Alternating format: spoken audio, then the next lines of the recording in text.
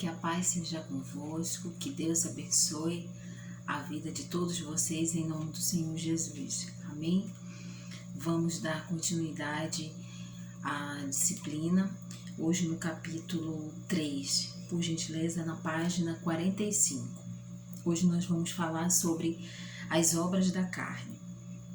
As obras da carne, todos nós sabemos que o caminho dela é um caminho amargo, é um caminho doloroso, é um caminho difícil, e o fim da sua jornada é o inferno. Em suma, é isso. As obras da carne, elas são obras que não têm nada de Deus. Elas são totalmente mundanas, totalmente pervertidas, totalmente desagradáveis.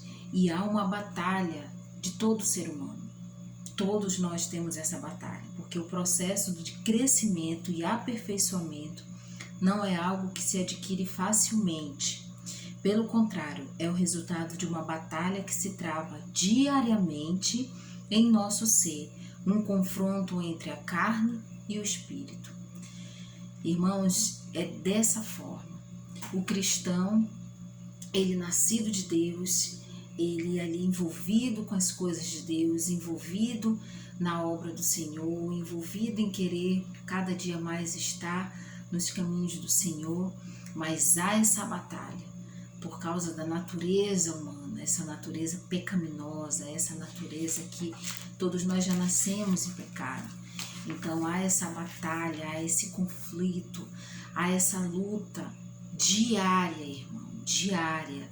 Nós precisamos entender isso, por isso que um capítulo ele vem complementando o outro capítulo, por isso a necessidade da gente fazer os nossos devocionais, a necessidade da gente ter comunhão com o Senhor, a necessidade da gente orar, a necessidade da gente ler a Bíblia, a necessidade da gente estar em comunhão com o nosso Deus, porque há essa batalha, há esse conflito, então é necessário a gente manter a vigilância. E as obras da carne, eu vou falar aqui alguns exemplos, tá bom? E aí as obras da carne, um exemplo aqui, a prostituição, a fornicação, moralidade sexual, imoralidade, pensamentos impuros, enfim, obra da carne. A gente precisa ter muito cuidado com inimizades também. Inimizades é algo que vem totalmente carnal. Ciúmes, cuidado, irmãos, cuidado com ciúme. Tem gente que fala assim, o ciúme que eu tenho é aquele ciúme do bem. Não existe isso. O ciúme, ele é ciúme, positivo, negativo. O ciúme, ele traz insegurança, o ciúme, ele traz medo. Então, assim, tem que ter muito cuidado. Cuidado com as iras, precisamos ter esse cuidado também, cuidado com invejas, irmãos, precisamos ter essa vigilância, amém?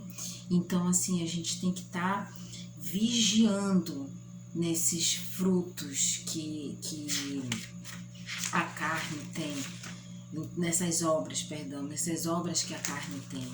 Cuidado, muito cuidado. Então reflita, eu estou falando aqui bem rapidamente, mas aqui no livro você pode ver direitinho na página 47, 48, 49, vem explicando passo a passo, você dá uma lida com bastante calma, tá bom? Talvez você já seja um conhecedor, mas você leia aqui direitinho, tá certo? E a gente vai falar sobre o fruto do Espírito. O fruto do Espírito é esse manancial de águas vivas, um turbilhão de virtudes para todos os que são de Deus. É um deleite do Senhor, é algo que Deus nos dá, amém? O fruto do seu Santo Espírito. E quando nós nos voltamos para o espiritual, nós temos o fruto espiritual. Você vê que é totalmente o oposto da carne. Então, quanto mais a gente se deleita no Senhor, mais o Senhor permite nós o conhecermos. Então, aqui a gente vê que ele deixa assim um manancial, ele deixa nós termos o fruto do Espírito. Que maravilha, amados! Que maravilha nós podermos termos essa comunhão tão íntima com o nosso Deus. E as características do fruto também é mencionado aqui, e eu vou falar alguns, tá bom? Então, a benignidade vem do nosso interior, a gente ter essa característica do fruto do Espírito está ligado ao coração do cristão, de dentro. E a bondade é a expressão exterior, são sinais. Então, assim, é bom a gente olhar com muito cuidado, ler aqui com muito cuidado também, domínio próprio, é algo que todos nós temos que buscar em ter. Se não tem, lute diariamente para você ter. Áreas de autocontrole cristão. A Bíblia nos ordena a ter autocontrole em algumas áreas específicas da vida cristã, a saber, controle da língua. Nós precisamos ter esse controle da língua. Veja a referência lá em Tiago 3, capítulo 3, versículo 2.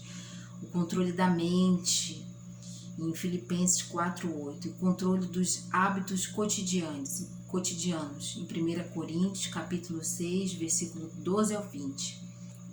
São 3 pontos aqui fundamentais, amados. Nós precisamos vigiar nossa língua, vigiar aquilo que nós falamos, vigiar aquilo que a gente diz, aquilo que a gente comenta, aquilo que a gente quer fazer um relato, vigiar, controlar nossa mente. É algo difícil, mas é algo possível, querido. E isso tudo vem diário, amém? E o controle dos hábitos cotidianos. Isso a gente mostra aqui mais uma vez a nossa fragilidade humana, a nossa total dependência do Senhor. É nisso que a gente tem que entender, porque sem o Senhor a gente não vai chegar a lugar nenhum, querido. A lugar nenhum. Amém? E aqui vem as qualidades cristãs. A excelência moral. À medida que essas qualidades aparecem na vida do cristão, fica revelado quanto depende do Espírito Santo em sua vida diária.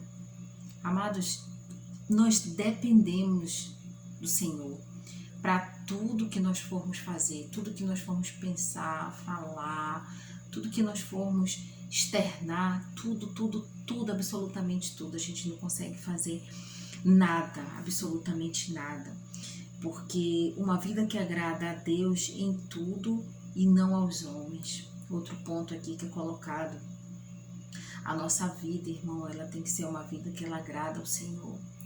Uma vida que frutifica em toda a boa obra por meio de um estilo de conduta irrepreensível. A nossa dependência do Senhor, querido, ela traz frutos e uma conduta irrepreensível.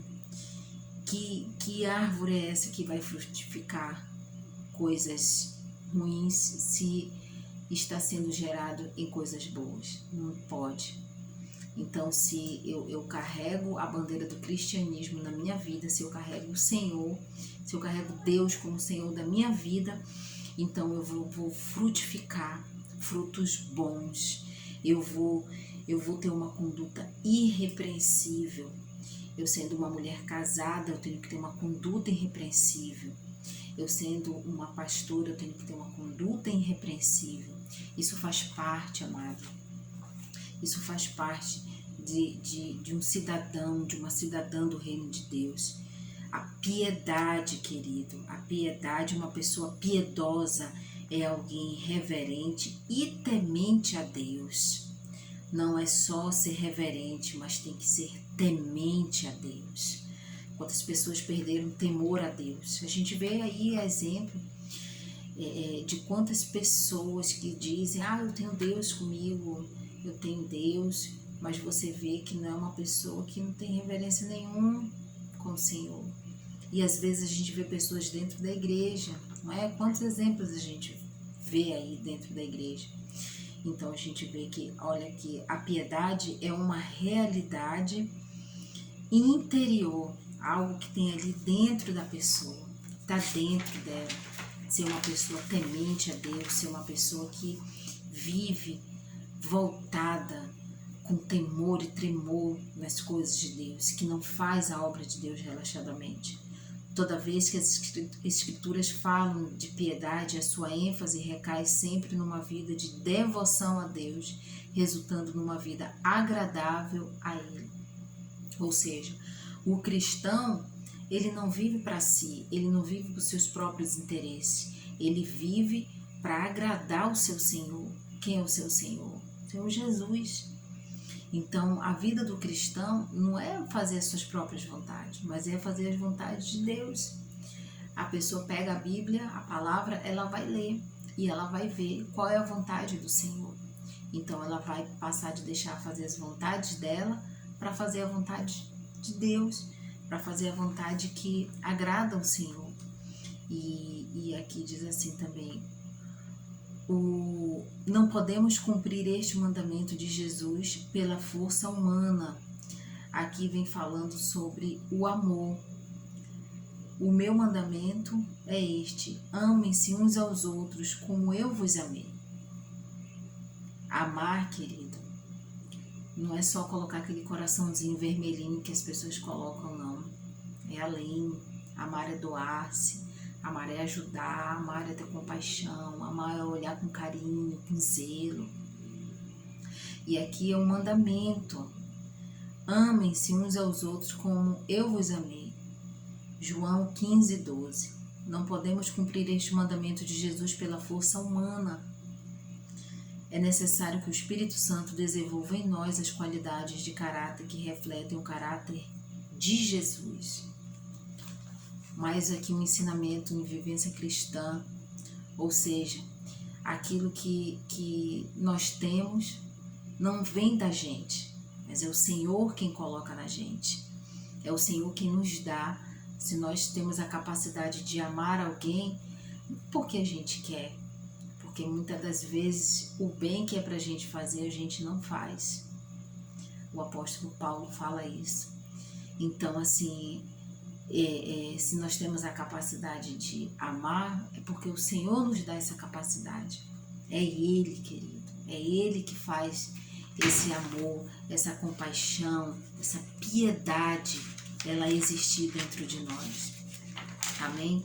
Então, leia com bastante detalhe esse capítulo 3, e eu tenho certeza que o Senhor está trabalhando na vida de vocês, naquilo que vocês veem que vocês estão precisando melhorar. Estudem mais, coloquem como uma lição, porque é manutenção. Vida cristã é manutenção diária. Amém? Vamos orar ao Senhor. Querido Deus e amado Pai, Senhor, eu te louvo, eu te agradeço por essa oportunidade, porque eu sei, meu Deus, que muito o Senhor tem feito, muito o Senhor está trabalhando na vida de cada aluno, na vida de cada servo do Senhor. Eu te louvo, meu Pai, e te agradeço em nome do Senhor Jesus. Amém.